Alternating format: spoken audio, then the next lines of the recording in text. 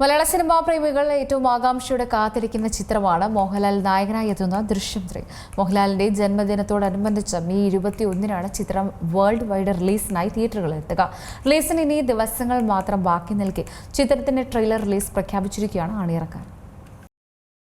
മലയാള സിനിമയിൽ വൻ വിജയമായി മാറിയ ക്രൈം ത്രില്ലർ പരമ്പരയാണ് മോഹൻലാൽ നായകനായ ദൃശ്യം ഫ്രാഞ്ചൈസി.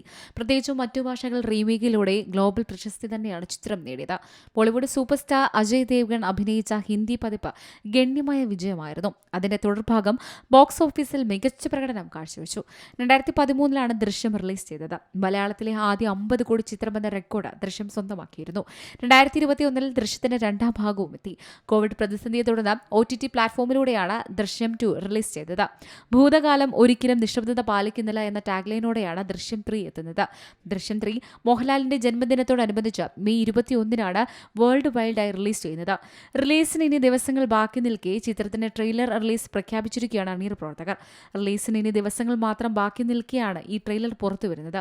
അടുത്തിടെ പുറത്തിറങ്ങിയ ചിത്രത്തിന്റെ ടീസറിന് ഗംഭീര വരവേൽപ്പായിരുന്നു ലഭിച്ചത്. ഏറെ ദുരൂഹതകൾ നിറഞ്ഞ ടീസർ ജോർജ് കുട്ടിയായി എത്തുന്ന മോഹൻലാലിന്റെ പ്രകടനം തന്നെയാണ് ഹൈലൈറ്റ്.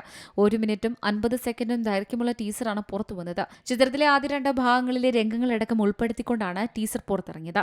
ജോർജ് കുട്ടിയുടെ പോരാട്ടം ഇനിയും തുടരുമെന്ന സൂചനയാണ് ഈ ടീസറിൽ നിന്ന് ലഭിച്ചത്. Entertainment desk, C Malayalam news.